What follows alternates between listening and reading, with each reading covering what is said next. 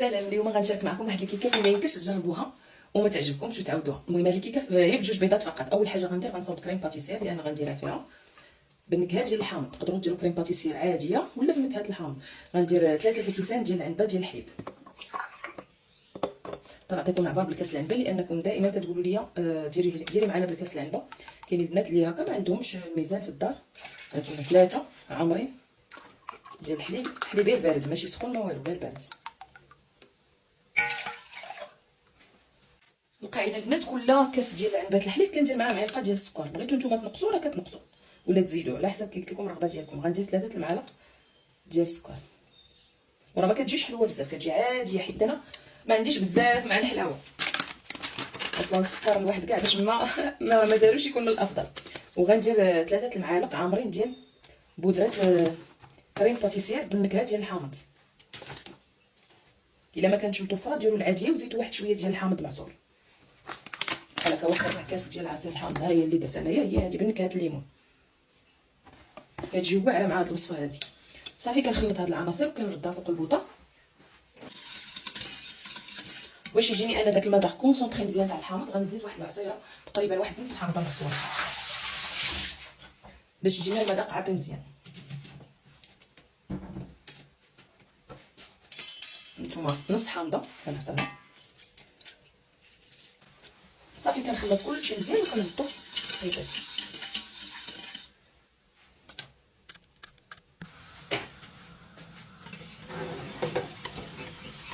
ما تجهدوش البنات عليها بزاف البوطه باش ما تحرقش لكم، وكتبقاو دائما كتحركوه لان دوك الجناب دغيا كيسخوا لينا الا ما حركناش.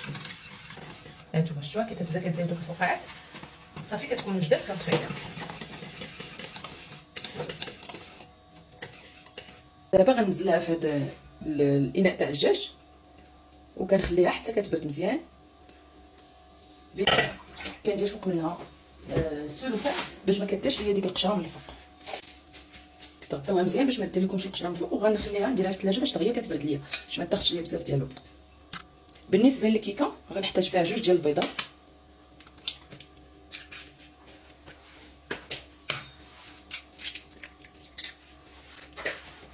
وغندير السكر. غندير تقريبا واحد 5 ديال المعالق كبار ديال السكر، تقريبا واحد نص كاس يكون وافي ولا كاس لارو. غندير واحد الكيس ديال الفاني وغير بالطراب ديالها ما غنخلط، ما غنديرش الباتور. غندير غير هذا دغيا كنخلطها. هاد الكيكه دغيا كتولي ولكن كتجي بنات. غنخلط السكر حتى يذوب ليا مزيان مع البيض. من بعد ما كيتخلط السكر مع البيض غنضيف واحد نص كاس ديال زيت نباتي. انا غندير غير عيني ميزانيه، نتوما ديروا نص كاس ديال زيت نباتي.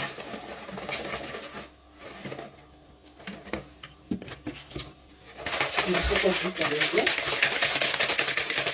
وغنزيد واحد نص كاس وافي ديال الحليب. قلت لكم انا راه عيني ميزانيه، نتوما ديروا العبار باش تجيكم هي هذيك.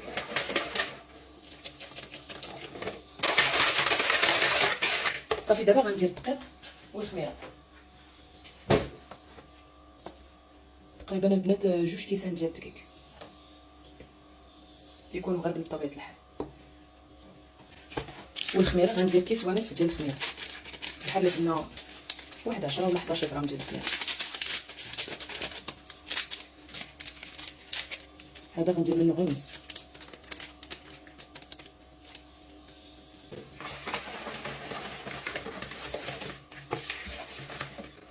الخليط ما تيخصوش يكون خفيف بزاف، غير قياس، حيت الا درناه خفيف ودرنا كريم باتيسير من بعد غادي تهبط لينا. وحتى الكيكه ديك المره اللي درت معكم ديال المكسرات هكا من الفوق قلتوا لي كيهبطوا لكم من تحت حتى ديروا الخليط خفيف بزاف. ديما الا كنتو باغيين شي حاجه كتبقى لكم من الفوق الكيكه سواء شوكولات ولا مكسرات ولا تفاح ولا شي حاجه، الخليط خصو يكون عقد واحد شويه ما يكونش خفيف.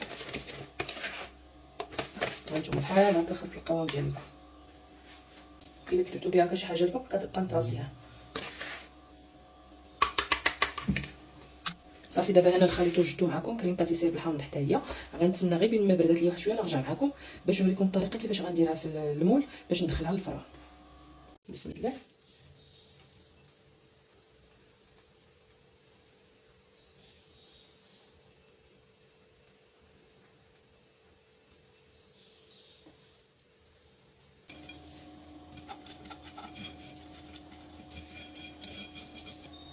صافي غنزل الخليط.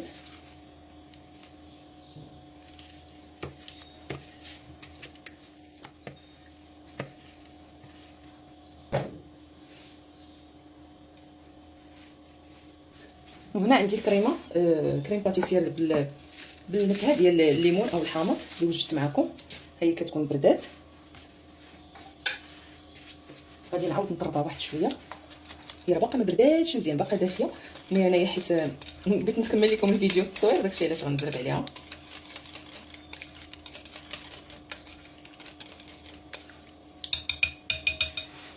غنديرها في شي بوش هكا، غنديرها غير في بلاستيك ديال المجمد.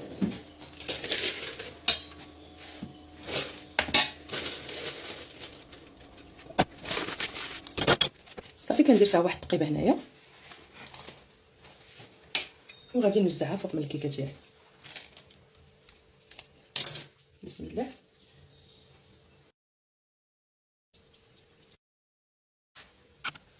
هانتوما شديت التفاحه، قشرتها قطعتها هكا طريفات، بديت ندير بواحد شويه الحامض باش ما يكحلش ليا اللون ديال التفاح. صافي كنبدا كنحط غير هكا بشكل، كتزيد كتعطينا مذاق زوين وحتى المنظر كيجينا زوين.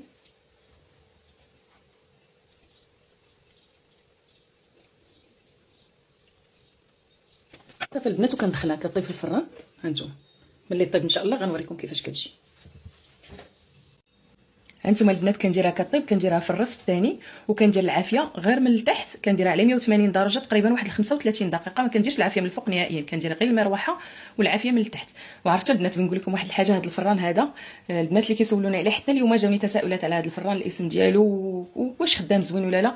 فيه كنت درت واحد الكغاتان وصح ليا فيه واحد شويه، والمهم توسخ وخليته ونسيته لانني كنت عيانه شويه، ما مسحتوش ما والو، يعني كنطيب فيه ونسدو كنطيب فيه ونسدو. البارح مشيت للكتاب ديالو وانا لقى كاينه واحد لوبسيون كيغسل راسو براسو، قلت بلاتي نجربها، ما فيا ما يتعذب معاه، كنبدا نغسلو انايا. بلاتي قلت نجربها، والله البنات عرفتوا تصدمت من النتيجه. عرفتوا خرج نقي انتم شوفوا كيبان لكم، ما فيه حتى شي حاجه، خرج هو منه بحال الا باقي جديد. هانتوما كله نقي. هاد الفران هذا فلوسو حلال، اللي خسرتو فيه ماشي خساره، كيطيب من داكشي. وحتى هاد القضيه زوينه تاع انه واخا يتوسخ كيغسل، يعني كاينه ديك الخاصيه ديال انك كيغسل راسو براسو. زوينه كتهنيك، يعني واخا تخلي كاع الفران تنساه مثلا واحد المده ما تغسليه ما والو، كتخدميها صافي كتجي كدوز واحد على ما اظن ساعه و50 دقيقه ولا ما عقلتش بالضبط، كتلقاي الفران ديالك تغسل ورجع نقي كما كان النهار الاول فاش يلاه شريتيه. المهم اللي طيب ليا الكيكه ان شاء الله غنوريكم كيفاش جات.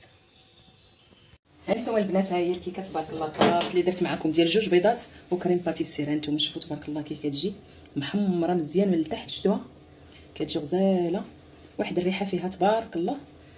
غير جربوها البنات ما غاديش ندموا، سيرتو هكا مع الحال بدا كيسخن ديروها في الثلاجه حتى تبرد عاد كلوها بالصحه والراحه. المهم انا نقطع معكم واحد الطريف تشوفوها كيفاش جات. كي جات هانتوما شوف كتجي غزاله وخفيفه، كتجي واعره بزاف. شفتوها